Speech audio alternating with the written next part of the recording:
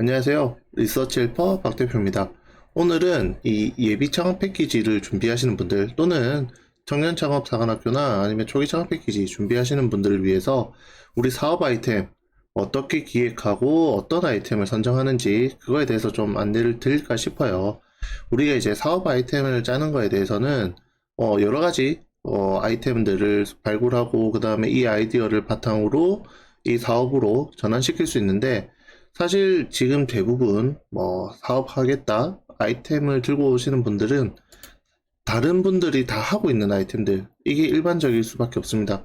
그런데 우리가 이제 이 아이템을 발굴할 때 문제 발견하는 거는 저뿐만 아니라 다른 사람들도 똑같이 발견하게 됩니다. 그러나 이 문제점들을 어떻게 해결하느냐 이거에 대해서는 제 생각이 다르고 다른 분들의 생각이 다 다를 수 있다는 거죠. 그래서 어떤 식으로 이 문제를 해결해 나갈 거냐 하는 부분이 사실 이제 예비 창업 패키지든 다른 이 창업 패키지 사업으로 전향할 수 있냐 없냐 그게 중요하게 작용할 수 있을 것 같아요. 그래서 저는 어떻게 하는지 그 다음에 다른 분들한테 강의나 멘토링 할 때 어떤 식으로 해주는지 그거에 대해서 좀 설명드리고자 합니다. 자, 오늘은 우리 네이버 검색창을 좀 자주 이용하게 될 텐데요. 먼저 중소기업 기술 로드맵, 이 중소기업 기술 로드맵을 검색하게 되면 이렇게 중소벤처기업부에서 이 기술 로드맵을 정리를 해 놓은 게 있습니다. 예를 들면 우리가 이제 기능성 식품에 대해서 준비하겠다라고 하면 이 기능성 식품에 대해서 시장조사나 아니면 경쟁사 분석, 그 다음에 이 기술이 뭔지 다 적어놨다는 거죠. 가정간편식 제품, 이 HMR 제품들이 계속해서 시장 성장하고 있다고 하는데 어느 정도 시장이 형성되어 있는지, 그 다음에 어떤 기술을 요하고 있는지 이런 부분들에 대해서 이런 로드맵 자료를 보고 우리는 알 수 있습니다. 이 외에 드론에 대해서도 지금 기술 개발이 활발하게 이루어지고 있는데 재난 드론, 재난 모니터링 드론이라든가 아니면 운송, 배달과 관련된 또는 시설물 안전 점검용 드론에 대해서도 자세히 나타나 있다는 거죠. 그 다음에 우리 주로 많이 하는 거 스마트홈, IoT, 그 다음에 ICT 기술 이용해가지고 지금 우리 집에서 사용하고 있는 아이템들, 이런 것들을 계속해서 개발해 나가고 있는데, 2, 3년 전에, 우리 유행했던 이 반려동물을 위한 장비들, 지금은 이제 홈 IoT 장비로 계속해서 이제 점점 더 발전된 모습들을 보여서 이거에 대한 기술 로드맵도 자세히 나와 있습니다.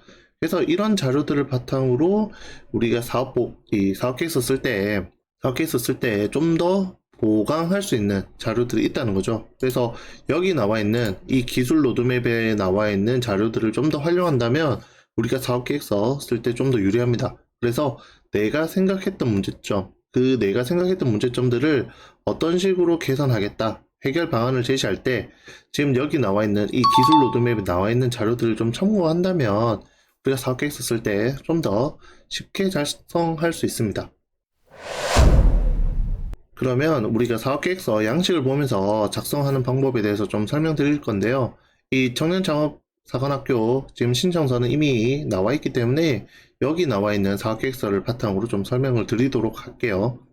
우리가 이제 맨 먼저 해야 될 일, 불필요한 내용들은 삭제하고 변환하는 게 필요합니다. 그래서 여기 보면 이런 참고 내용을 먼저 삭제해 주시는 게 좋아요. 이런 부분들을 삭제하고 그 다음에 여기 안에 나와 있는 내용들 지금 파란색으로 되어 있는데 이런 부분 검은색으로 먼저 바꿔주는 작업들 먼저 진행하시면 됩니다.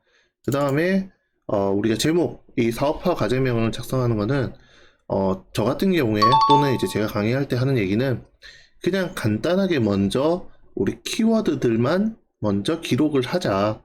그 이후에 이 과제명은 맨 마지막에 우리 사업계획서 최종적으로 이제 다 작성하고 난 이후에 과제명을 작성해 주시는 게 좋다라고 설명드리고 있습니다. 생각보다 과제명 작성하는 게 중요합니다. 왜냐하면 우리가 이제 평가할 때 이 사업 아이템 명을 먼저 보게 되는데 사업 아이템이 어떤 건지 이 제목을 보고 파악하고 난 다음에 사업계획서 이제 첫 페이지 넘겨가면서 보게 됩니다. 우리가 사업계획서 작성하는 순서와 똑같이 평가하는 사람들이 보게 된다는 거죠.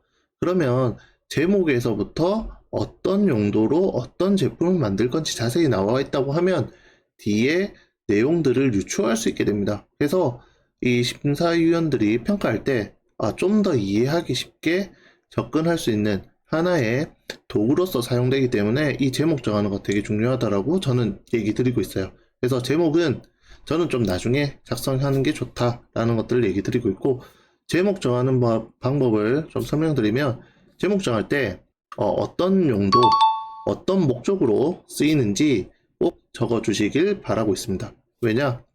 우리가 어떤 아이템을 개발하겠다라고 하면 그 아이템에 대해서는 명시되어 있다는 거죠. 여기도 보면 예시 파일이 있는데, 이 온라인 견적 산출 솔루션, 이 온라인 견적을 내는 이 플랫폼에 대해서 결과물이 나온다는 거죠. 그러면 이 결과물이 어떤 용도, 여기 보면 노후 건물 리모델링을 위한 이런 부분들이 어떤 용도로 사용되는 거고, 이 앞에 AR을 활용한, 이거는 이제 기술인 거예요. 그러면 이 제목을 딱 봤을 때 AR 기술을 이용하는구나 라는 것과 어떤 용도로 쓰이는구나, 그럼 노후 건물 리모델링을 위해서 쓰이는구나 라는 부분들은 이미 파악하고 들어간다는 거죠. 그런데 우리가 최종적으로 결과물이 뭐가 나올까 라고 하는 부분은 온라인 견적 이 산출 솔루션이 결과물로 나온다는 거죠. 그러면 이 제목만 봤을 때 최종적인 결과물과 어떤 방식으로 개발을 진행할지 한눈에 이해할 수 있게 됩니다. 그래서 이 제목 정하는 거, 저는 이 약어, 줄임말 이런 것들은 좀 사용하지 않았으면 좋겠다라고 설명을 드리고 있고요. 그 다음에 제목은 길어도 됩니다. 길어도 되니까 어떤 제품을 만들고자 어떤 사람들을 위해서 이 제작을 하는지 개발을 하는지 이런 부분들이 좀 자세히 나와 있으면 좋을 것 같아요. 나머지 부분도 이 색상 변경해 가지고 다 작성해 주시면 될 것 같고요. 그 다음에 지금 이제 요약 부분은 우리 사업계획서 작성 다 하고 난 다음에 이 본문에 나와 있는 내용들을 조금씩 옮겨서 작성한다라고 생각하시면 됩니다. 그래서 이 과제 요약 부분은 제일 마지막 제목 적기 전에 그때 작성해 주시면 좋을 것 같아요. 그 다음에 우리가 도식화된 우리 시스템이 어떤 식으로 이루어지는지, 이 온라인 견적 산출물이라면 온라인 견적을 낼 때 어떤 식으로 동작되는지 그 시스템에 대해서 보여줄 수 있다는 거죠. 그 다음에 우리가 메인 페이지 어떤 식으로 동작되는지 우리가 예시 화면을 보여줄 수 있을 겁니다. 그런 부분들, 그 다음에 우리 아이템, 그 다음에 우리 이제 서비스, 이거에 대해서 좀 나타낼 수 있는 자료들이 첨부되면 좋을 것 같아요. 예, 첫 페이지로 문제 인식 부분인데 우리가 개발 동기, 이 개발 동기에 대해서 먼저 작성하도록 하고 있습니다. 자, 그러면 여기 있는 내용도 먼저 삭제해 주시면 돼요. 폰트하고 사이즈에 대해서 문의하시는 분들이 많은데, 일단 여기 있는 대제목 밑에 소제목 같은 경우에는 사이즈를, 저 같은 경우에는 폰트 제한이나 사이즈 제한이 없으면 대략 한 13 정도로 설정해 주고요. 그 다음에 저 같은 경우에는 휴면 명조체 많이 씁니다. 이거 왜 쓰냐면 사실 맑은 코딩이나 도둠체 이런 것들을 많이 쓰기도 하는데, 이 정부 지원 사업을 주로 많이 하시는 분들은 휴면 명조체를 많이 쓰고 있어요. 그래서 설정을 휴면 명조체로 설정해주고, 여기 13으로 하게 되면 이 다음 사이즈는 11 정도로 설정을 해 주시는 게 좋습니다. 그 다음에 여기서 띄어쓰기 이런 부분들은 다 붙여놓고 먼저 작성을 하시면 돼요. 그래서 여기서 한 칸 띄우고 제목을 적어 주시면 되는데, 우리가 어떤 식으로 제목 적냐면 이 제품 서비스의 개발 동기가 뭐냐라고 이제 심사위원들이 질문했다라고 생각하시면 돼요. 그러면 그거에 대한 답변을 여기다 적는 겁니다. 예를 들어서 이거 아이템에 대해서 좀 작성을 해본다고 하면 국내 맞춤형 아동복, 그러니까 아이들이 성장할 때 사이즈가 다 다르잖아요. 왜냐면 아이들 성장 키도 다를 거고 몸무게도 다를 건데, 우리가 일반적으로 애들 옷 주세요 하면 몇 살이냐, 그 다음에 키가 얼마냐, 그냥 이것만 딱 물어보고 끝난다는 거죠. 그런데 사람은 체형이나 형태나 이런 것들이 다 다르게 됩니다. 그래서 이런 것들에 대한 맞춤형 쇼핑몰이 필요하다.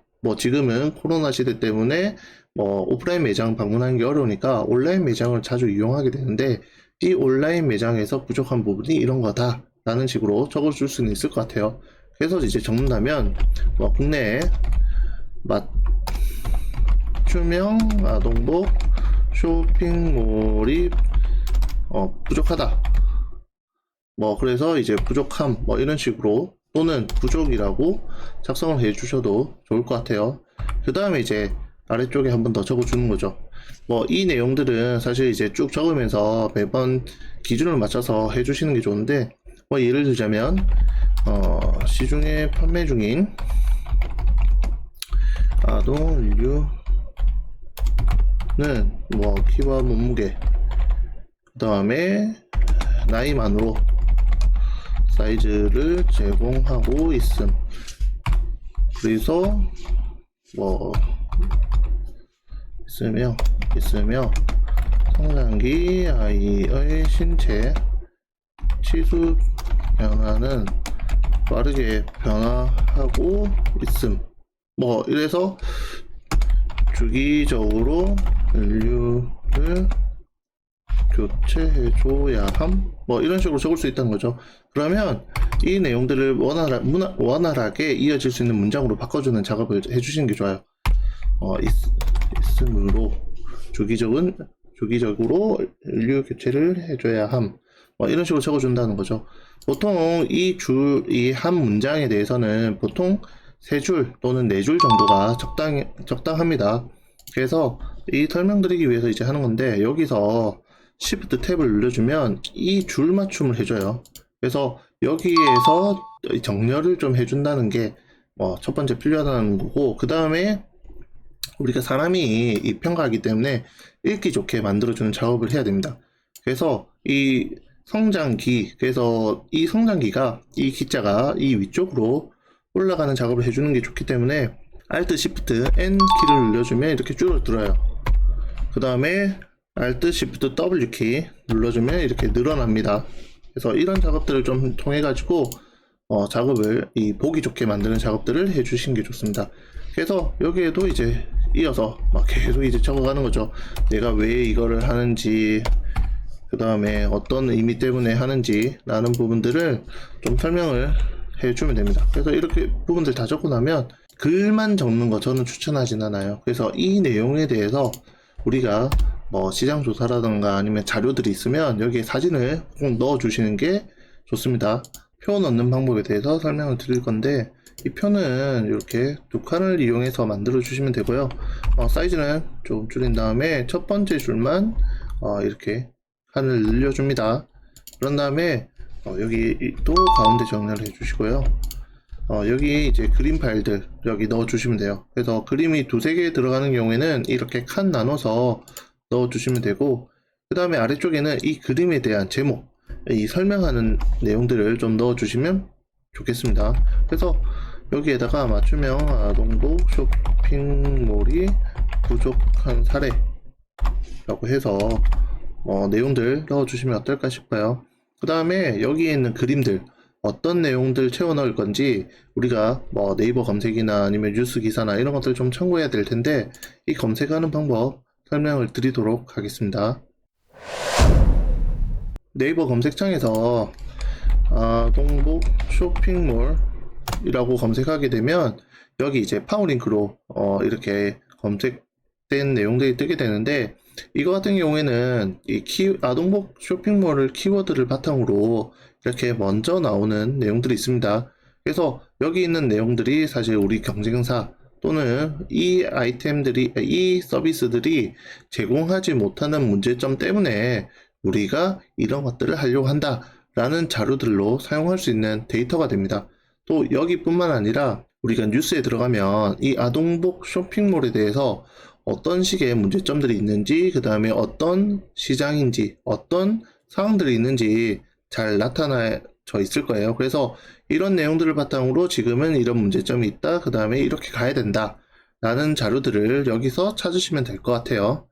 내수 덮친 신종 코로나 뭐 이런 내용들을 보면 사실 이제 오프라인 매장들은 지금 힘들다, 그러면 온라인 쇼핑몰로 넘어가야 되는데 이 온라인 쇼핑몰이 필요하다 라는 형태로 진행을 할 수 있을 것 같아요. 예, 이렇게 그 제목 정하는 방법, 그 다음에 문제 인식 부분에 있어서 우리가 내용들을 어떻게 채워 넣는지 조금 간략하게나마 설명드렸는데요. 문제 해결하는 방법은 다양합니다. 그래서 어떤 식으로 우리가 접근할 건지 그 부분에 대해서 본인이 생각한 내용, 그 다음에 내가 검색한 내용, 그 다음에 내가 어떤 식으로 문제 해결할 건지 그 내용들을 잘 보여주시면 좋을 것 같은데, 이거는 사실 이제 기술 로드맵이나 아니면 우리가 네이버 검색을 통해 가지고 나왔던 자료들 이런 것들을 활용해서 실제 작성하실 수 있을 것 같아요. 이 다음에는 우리가 문제 해결을 어떻게 접근할 건지, 그 다음에 사업비는 어떻게 짜는 건지, 그 다음에 시장 분석을 어떻게 하는지 이 내용에 대해서 좀 더 자세히 알아보도록 하겠습니다. 이상으로 리서치 헬퍼 박 대표였습니다.